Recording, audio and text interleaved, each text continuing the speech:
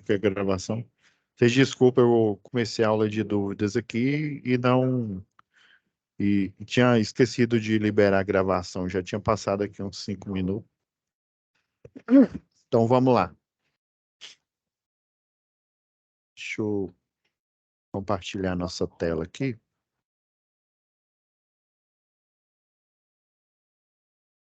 Agora sim. Tá gravando e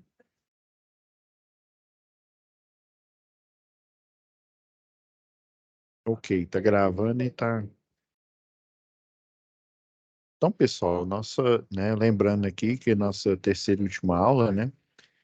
Essa tipo de UC aqui, que tem só 30 horas, né?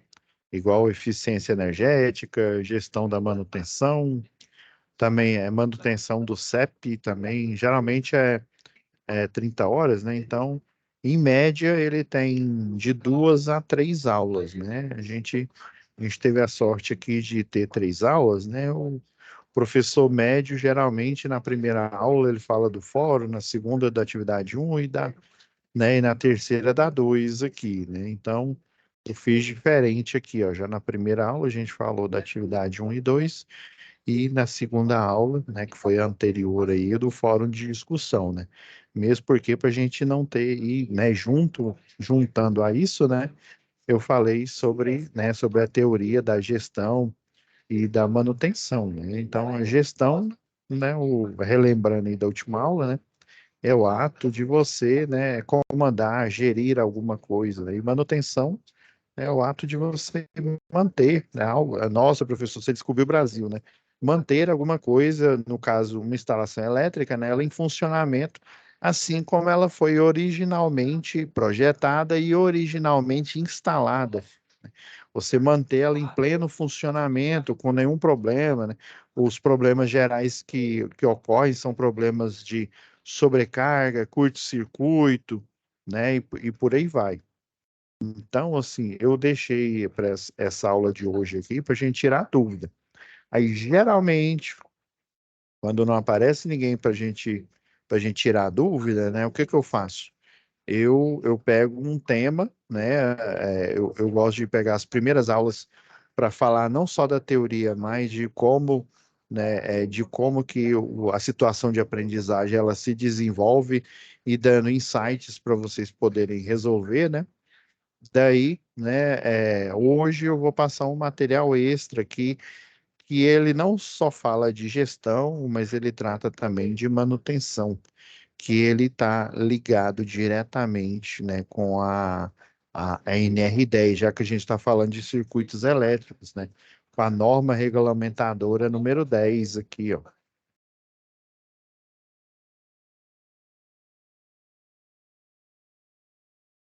Dá uma diminuída aqui. E aqui, pessoal,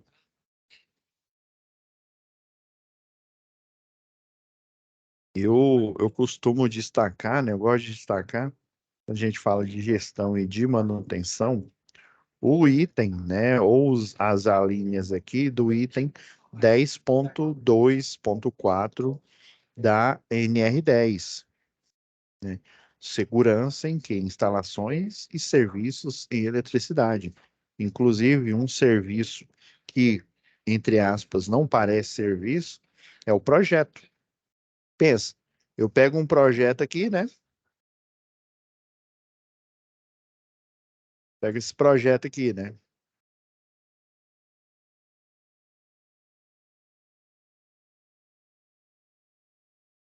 É cheio de micro janelinha, pega um projetinho desse aqui, ó, e aí eu falo para você, né, no projeto, que em vez de fazer essa ligação aqui, ó, eu falo para ligar, ó, deixa eu ver que cor que tá aqui, vamos pôr o vermelho aqui. Eu falo para você fazer essa ligação aqui, ó.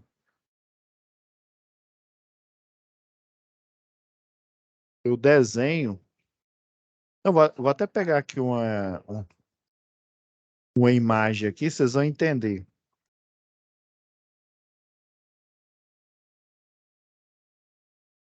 Vou pegar emprestado aqui para fins de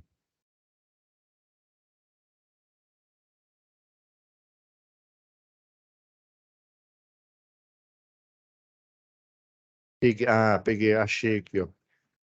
Vou até pôr na nossa.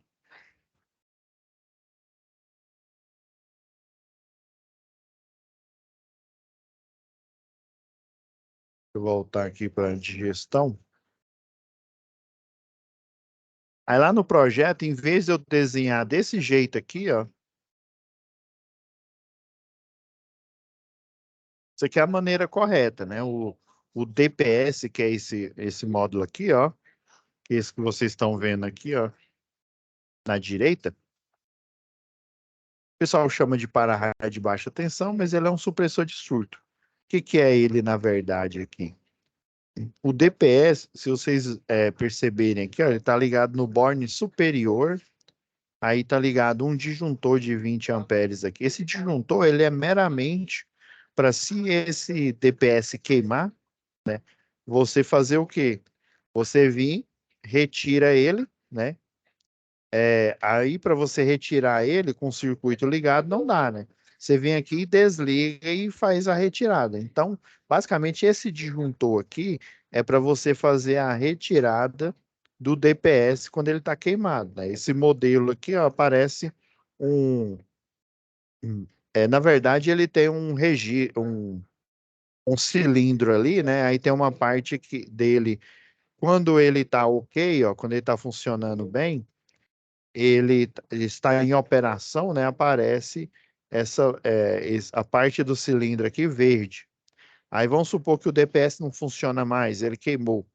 Daí, em vez de ficar verde aqui, ele fica vermelho. Os modelos mais comuns aí, da Minipa aí, é, é, da Siemens, por exemplo, tem uns da Stack também. Esse clamper aqui, ele é bem comumzinho mesmo. Ele é um dos mais baratos. Eles têm um LED mesmo. Daí você, na hora que você olha na portinhola, aí geralmente fica um vidro aqui, ó. Um vidro instalado bem aqui, uma portinhola que é para você verificar Opa, e aí, Rômulo? Bom? Beleza. Beleza. Você olhou a aula um e a aula 2 lá? Deu uma olhada nas duas? Olhei. Uhum. E sim, E eu vou até assim, criar uma atividade lá agora. sim. Então, você tem alguma dúvida? Porque essa terceira aula eu deixei mais para dúvida e eu estou passando esse material extra aqui, né, na parte de gestão, né, nessa parte de manutenção, e eu vou falar de prontuário da instalação elétrica aqui. Não, pode continuar aí que eu vou só participar aqui, dar uma olhada aqui, pode ficar à vontade. Então, tá ok, então. Então, já tá postado lá, né? Então, beleza. Assim.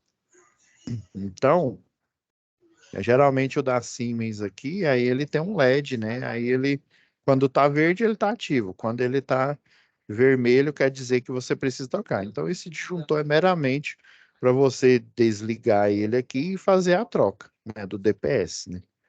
Então, aí vamos supor que lá no projeto em vez de falar para fazer essa ligação aqui, eu pego e falo, não, ó, vem aqui, deixa eu ver a cor aqui. Vem aqui no borne superior. Não, essa linha reta aqui tá muito ruim. Vamos pegar o spline aqui que fica melhor. Então vem aqui, ó, no borne superior. Não, melhor. Vem aqui no borne superior aqui, ó. Deixa eu ver, spline. Em vez de você curto-circuitar aqui em cima, ó, você curto-circuita aqui embaixo. Ah, não, eu peguei foi line de novo, mas tá difícil, né? Spline, aqui. Você vem aqui, ó, curto-circuito aqui na parte de riba, no bordo superior, olha só. Olha a responsabilidade, né? Eu, profissional, pego e no projeto falo para você fazer isso. Aí, ó, aí você curte-circuito aqui, ó. Aí você vem e instala aqui no BEP. Você faz isso aqui, ó. Qual que é o problema disso? O DPS, no modo normal, no dia a dia, ele trabalha como normalmente aberto. Ou seja, quando eu curto-circuito aqui, ó, que passo pelo disjuntor, o disjuntor fechado e passo nele aqui, não passa nenhuma energia aqui. Porque se passasse, o que que ia acontecer? Curto-circuito fase terra. O DPS, ele tem uma impedância, ou seja, ele tem uma resistência, essa resistência aqui, ela tem, basicamente a impedância dele, ela é indutiva, porque ele tem uma bobina aí. Aí essa impedância, ela tem essa bobina aí, ela é um reostato, que o pessoal chama, né? É um resistor variável. Aí o que que acontece? Em modo normal, quando chega aqui, ó, no cabo 220 volts, então chegou aqui, o DPS, ele faz a leitura, né? Ele, opa, tem 220 volts chegando aqui. Aí o que que acontece? Ele mantém a impedância dele alta, sei lá, tô chutando aqui uns 4.000. A impedância é muito alta, né? Aí é como se fosse, né, o circuito normalmente aberto. Então, imagina se em vez de eu ter esse DPS aqui, eu teria uma chave aberta aqui. Você concorda que a energia vai continuar vindo aqui no borne superior do disjuntor, passa pelo borne inferior aqui, ó, vai para a múfla e alimenta o cliente, né? Beleza. Agora, se eu em projeto inverter essa ligação aqui, aí eu pego, né? Falo para interligar aqui os. É porque está curto-circuitado, porque no final das contas vai passar aqui para o BEP, né? Falo para você instalar aqui em cima e aqui embaixo desse jeito, e em cima do mesmo jeito aqui, né? O que que aconteceu aqui? Você acaba de invalidar o DPS. Por quê, professor? Fazendo de conta que eu não tenho essa ligação aqui, ó, ele funciona como normalmente aberto, ou seja, ele verifica a tensão. Cada DPS dele, ele verifica se está chegando 220, ou porque 220 é a tensão dele, né? Normal aí de trabalho. Agora, vamos supor que chega um surto aí, né? Sei lá, uns 850 volts. Vocês concordam que 850 volts, se chegar lá no seu chuveiro ou qualquer equipamento que você tenha, ele vai queimar. Então, na hora que ele verifica que tem um nível de tensão por bloco de DPS, ou seja, acima do valor nominal, né, que ele precisa para funcionar monofásico, né? Os 220 RMS e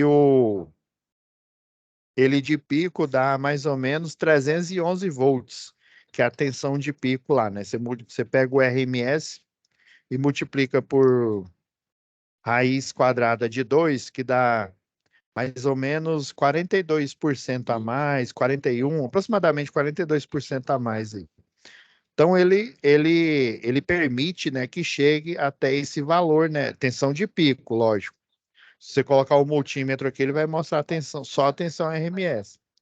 Agora, se chegar uma tensão acima dessa, né, da tensão nominal, né, os 220, vamos dizer assim, né, aí o que que ele vai fazer? A impedância dele, o reostato dele, ele vai mudar para uma impedância próxima de 0 ohms. Uai, professor, próximo de 0 ohms quer dizer que é a mesma coisa que eu pegar e curto-circuitar aqui, ó, um cabo aqui direto desse disjuntor no barramento. É isso mesmo. E é isso, e essa instalação errônea aqui, né, no projeto fictício que eu falei, né? O cidadão foi aqui e falou para você fazer a instalação desse jeito aqui, ó. Desse jeito, ele vai verificar se está entrando 220 ou a mais, e aí, se for o caso, ele vai ficar normalmente aberto ou normalmente fechado? Vai. Porém, como eu interliguei esses cabos aqui, ó, curto-circuitei ele no borne de cima e interliguei aqui direto com o barramento de potencialização, eu acabo de fazer o curto-circuito ou o famoso bypass, ou seja, eu criei um desvio entre o borne superior e o barramento aqui. Aí o que que vai acontecer? Na hora que eu fechar esses disjuntores, já vão estar fechados, né? Na hora que eu ligar o cliente, vai dar pipoco. Foi o que aconteceu com esse cliente aqui, ó. Para melhorar, isso aqui é uma instalação de um cliente aí, que ele também utiliza, né? Ele teve sorte que só o que queimou foi o que deu ruim foi no disjuntor aqui e no fusível. Que geralmente o pessoal coloca um fusível. Ele é muito, o cartucho dele parece muito com esse com DPS aqui no sistema lá de energia solar, né? Você abre uma tampinha aqui, ó, aí você coloca um fusível daqueles de cartucho aí dentro, né? E fecha e tampa. Mas aí você coloca em série com com a ligação aqui, ó, da fase, né? Porque se der algum problema, né? E por exemplo, o DPS ele não funcionar em conformidade, e foi isso que salvou não só a instalação elétrica dele, mas as placas solares, né? Aí o DPS, por exemplo, ele tem, em média, uma autonomia de umas 4.000, os modelos e mais barato, né? Ele tem uma autonomia de 4.000 surtos, né? Ou seja, 4.000 descargas, 4.000 surtos, elevações de tensão, flutuações de tensão, ele consegue alterar a impedância dele de normalmente aberto para normalmente fechado, e aí desviar o surto, porque a ideia é essa. Apareceu 800 volts aqui em qualquer um desses barramentos aqui, né, dos cabos aqui de fase, ele coloca a impedância dele automaticamente vai mudar para próximo de 0 ohms, e aí é como se eu tivesse com o circuito fechado. Aí ele vai bypassar para o DPS, que consequentemente vai levar o surto para a caixa de aterramento, né? Ou com uma haste, ou com duas, ou três, e por aí vai, né? Para a haste de aterramento, protegendo o quê? Protegendo a instalação elétrica, né, desses clientes aqui que eu estou mostrando. Ah, professor, entendi. Então, foi isso que aconteceu aqui, ó. A energia vinha direta aqui, ó. Deixa eu abrir até mais a energia, ó, ela tava vindo direto aqui, ó. Tá vendo essa parte aqui de cima.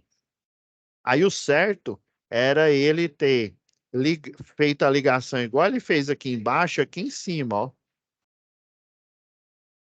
Que é igual tá aqui, ó. Igual tá aqui no modelo. Vou até tirar esse aqui errado aqui, ó. O certo é ele ter feito igual aqui, ó.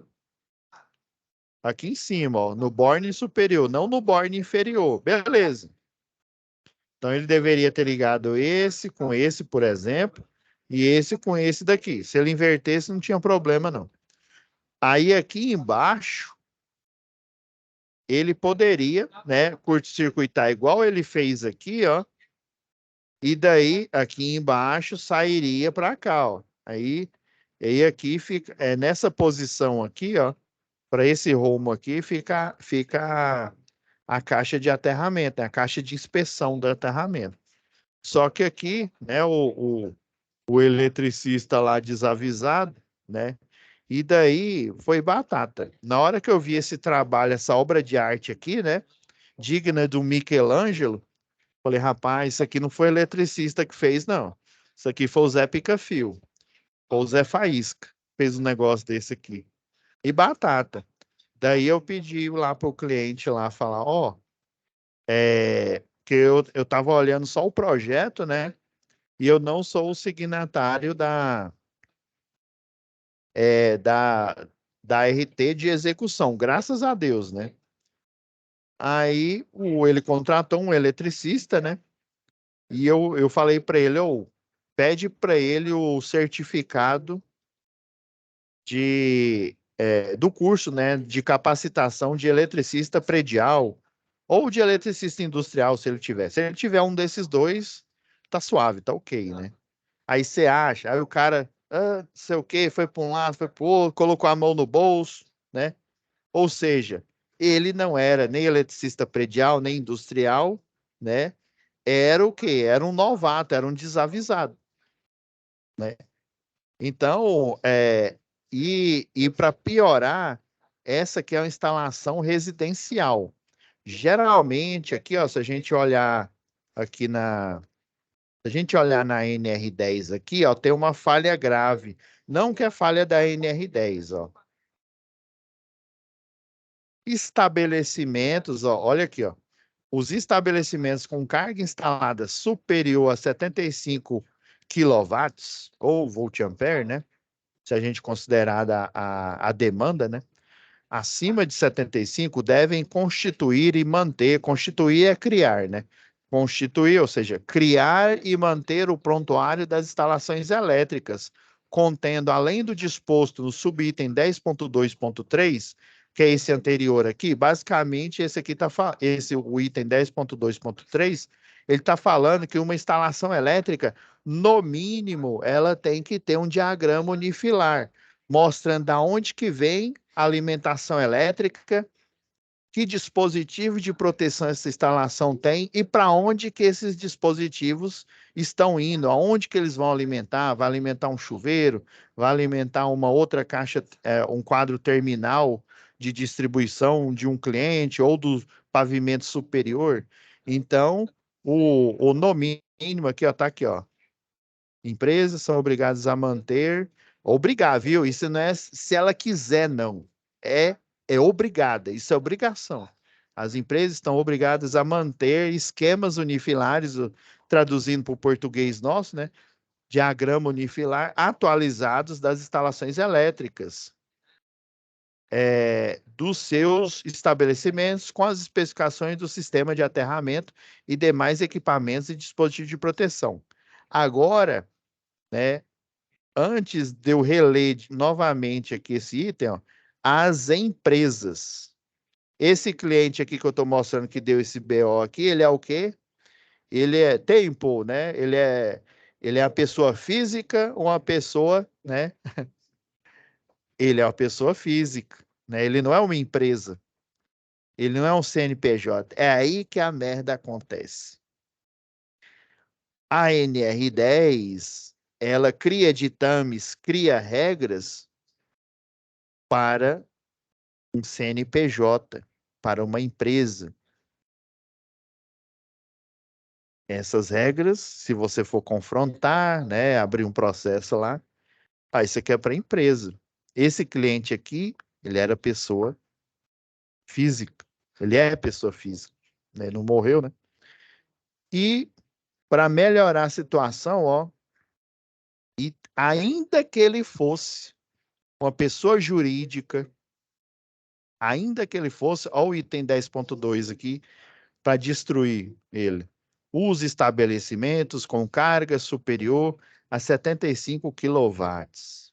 Superior, ou seja, esse cliente residencial, além dele ser uma pessoa jurídica, ter um CNPJ, ele ainda ia ter que ter um transformador específico para ele, superior a de 75.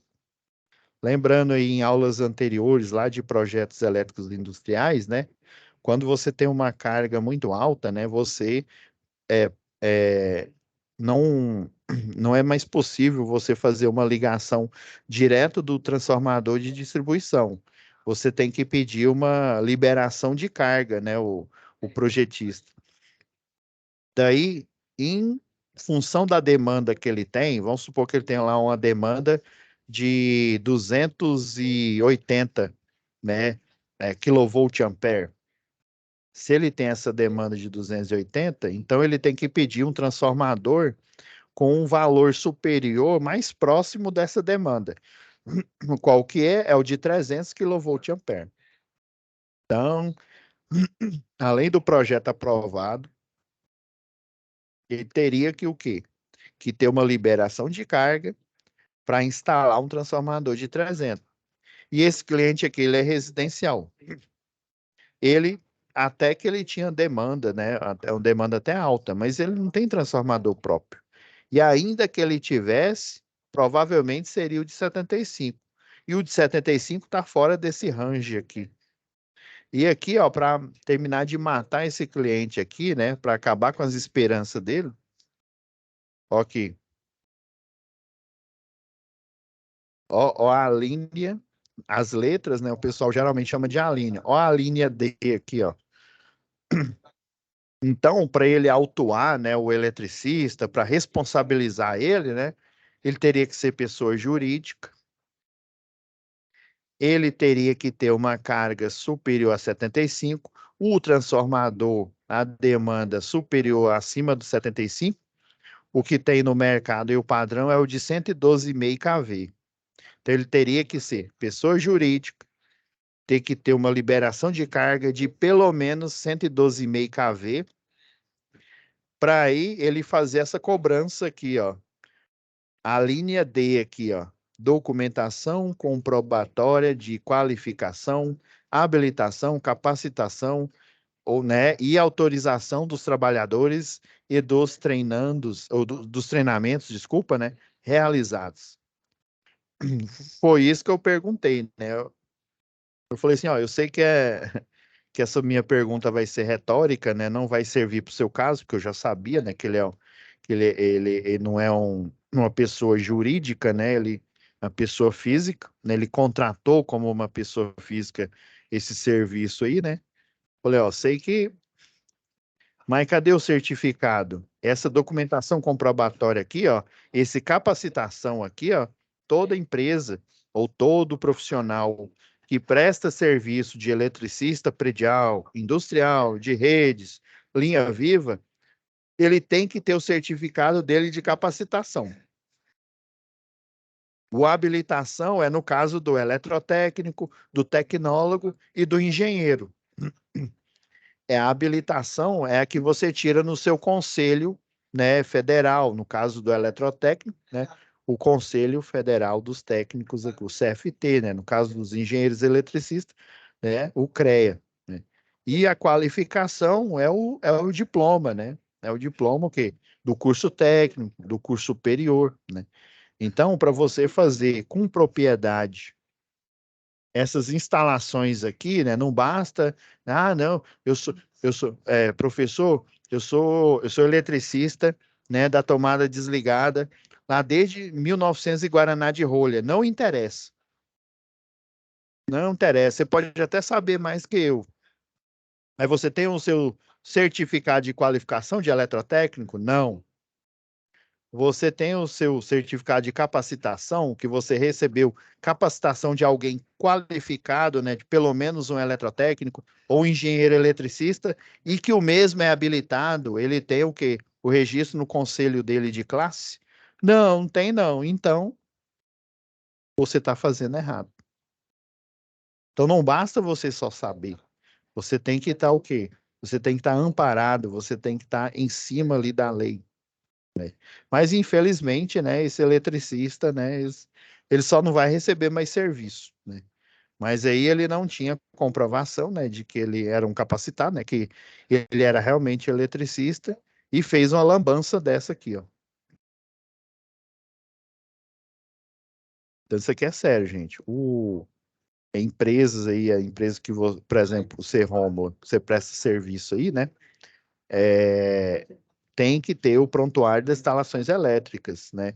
Se o agente fiscalizador do trabalho, né, o AFT, que o pessoal chama, chegar aí e pedir, cadê o certificado de eletricista de vocês, né, de capacitação, ou de eletrotécnico, né, ou algo que vale aí, né, ou treinamento, às vezes você trabalha, vamos supor, você trabalha com empilhadeira, você tem que ter o treinamento lá em conformidade com os ditames lá da NR12, né, de máquinas e equipamentos, né, comprovando que você fez, né, no mínimo 8 horas o treinamento lá de, sei lá, paleteiras, né, de empilhadeiras e similares aí, né?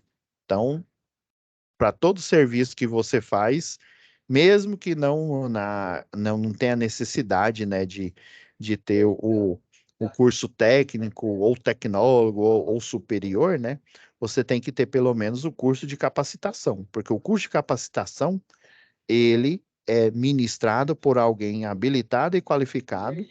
E aí, quando você é contratado pela empresa, existe alguém lá qualificado e habilitado que se responsabiliza pelo seu trabalho, né? Acontece isso duas vezes. Quando você faz o treinamento, por exemplo, você faz aqui o treinamento no Senai, né? Existe um signatário, existe um engenheiro aqui, eletricista, né? Que ele não é tutor, ele está assinando como engenheiro eletricista e ele tem, provavelmente, é uma RT de carga e função.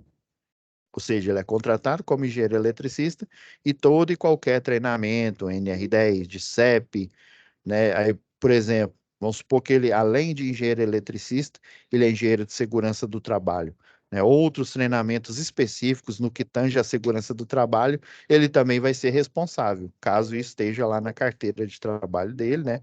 No contrato, né?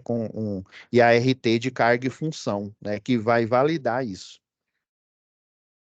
Então, é por isso que na primeira, lá, lembra lá a primeira atividade, né? A primeira e a segunda, né, quando você vai montar equipes, pensa a responsabilidade aí. Só para você ter uma ideia, existe um documento, por exemplo, eles elegem alguém para ser o responsável pela manutenção e atualização, né, ou, né, quando a gente fala atualização, também a gente fala da modificação, né, acréscimo ou diminuição de cargas, né, geralmente você faz esse documento e você elege alguém da empresa que caso, né, pode ser que ele apareça, pode ser que ele nunca apareça, mas caso o agente fiscalizador do trabalho esteja lá no itinerário dele, ou por força de uma denúncia, ele pode brotar lá, e aí ele fala, ô, cadê o prontuário das instalações elétricas?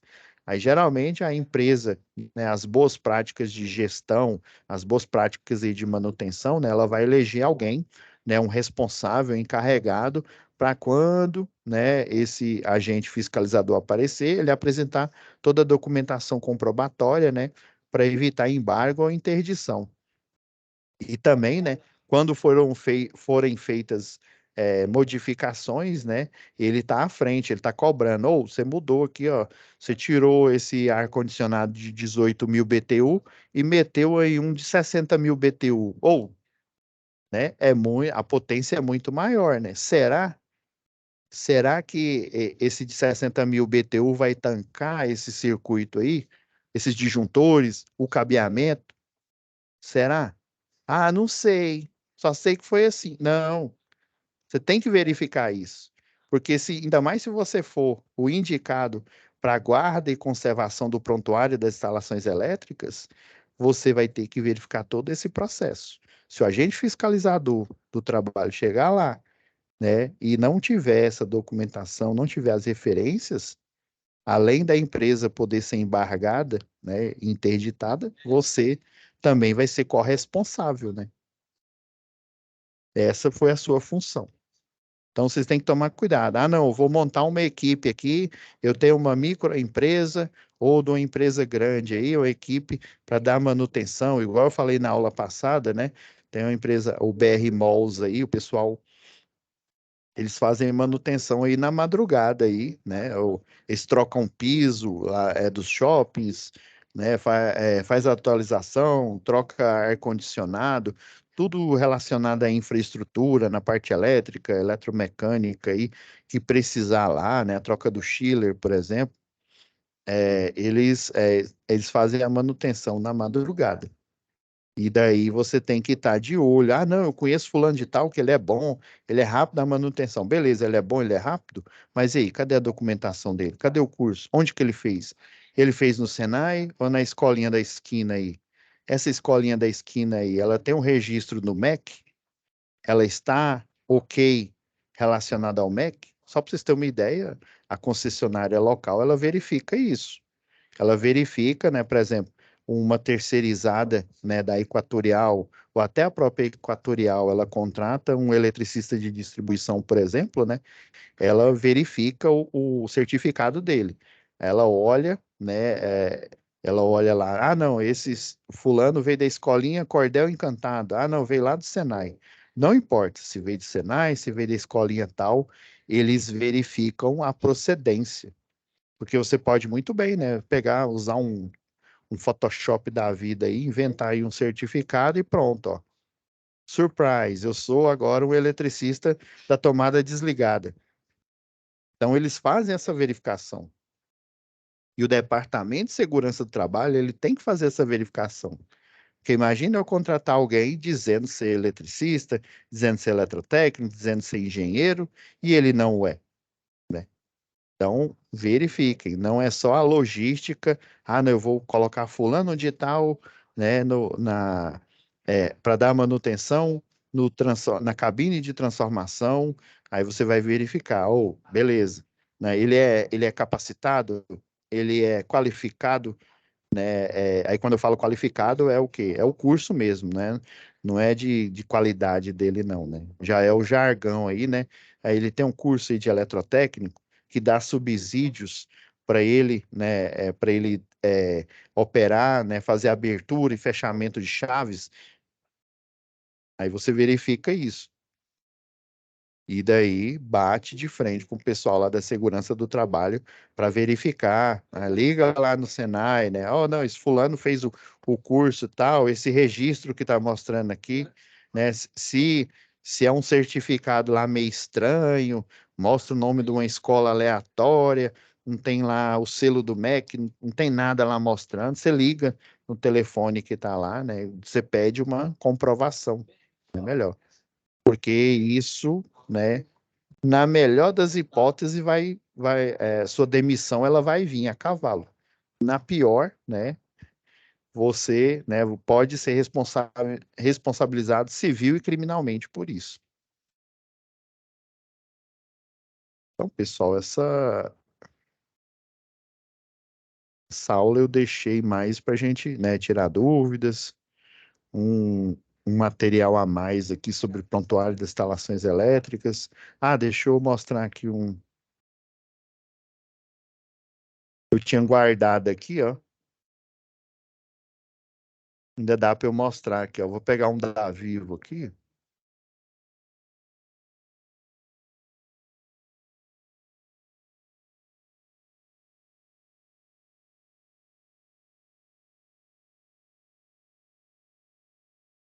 Ó, isso aqui é um exemplo de prontuário em conformidade aqui, ó.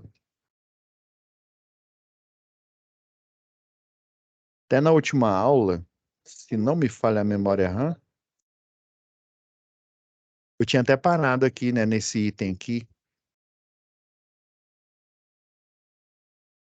É, eu tava mostrando, mas eu não tinha finalizado, não, ó.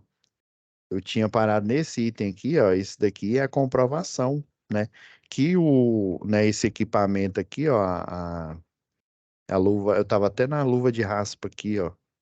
Tá vendo que a autenticação, né, do Ministério do Trabalho e Emprego, né? Na verdade, é a Secretaria Especial do Trabalho. Ok, ó, depois que ele leva lá no cartório, faz o teste aqui, ó, no IPT, não, Instituto, né, de Pesquisas Tecnológicas. Ele fez o teste na luva, né? Falou que essa luva ela tá ok, né? Ela está em conformidade para ser vendida, né, no comércio aí local, né?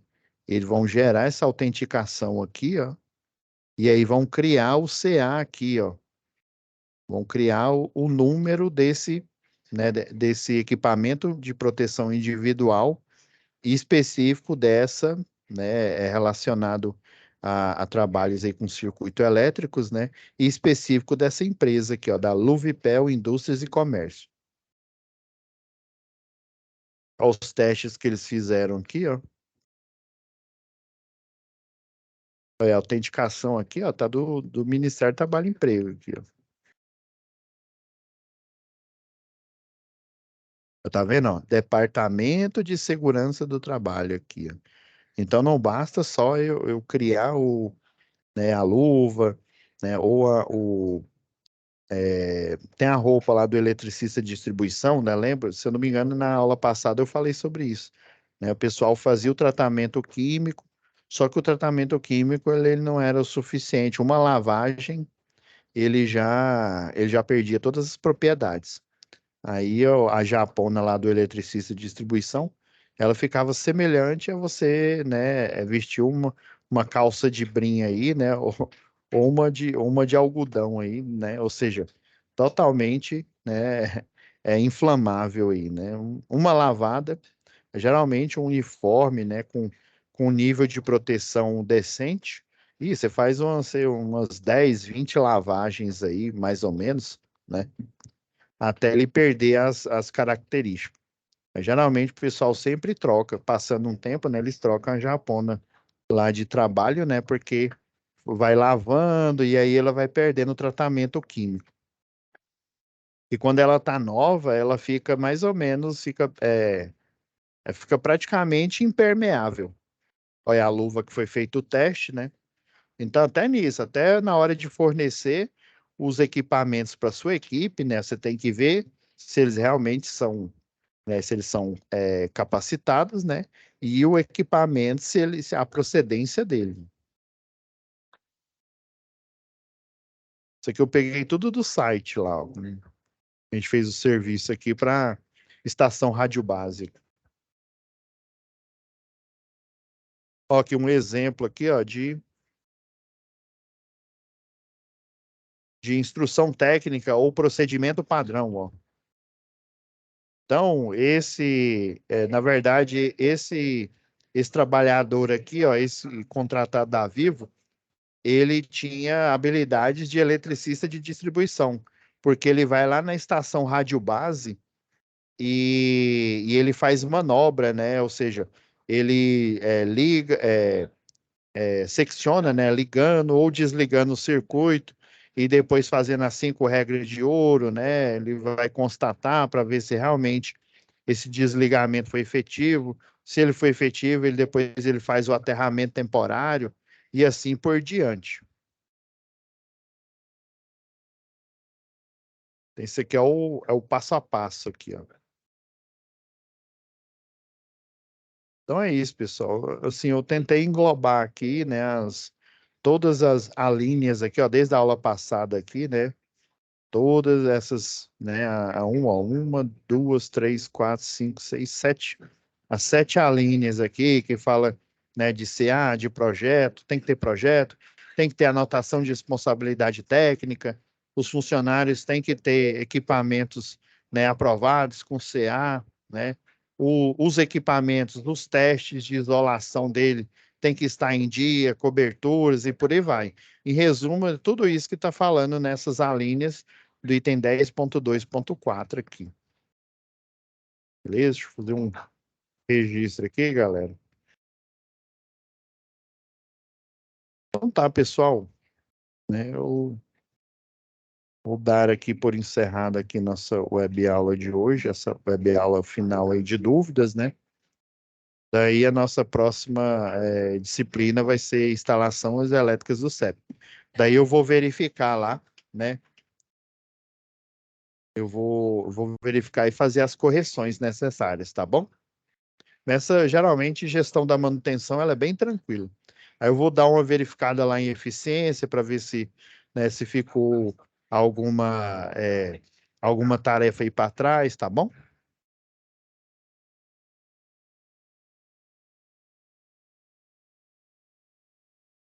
Tá, pessoal, fiquem com Deus e até a nossa próxima web aula já em instalações do CEP.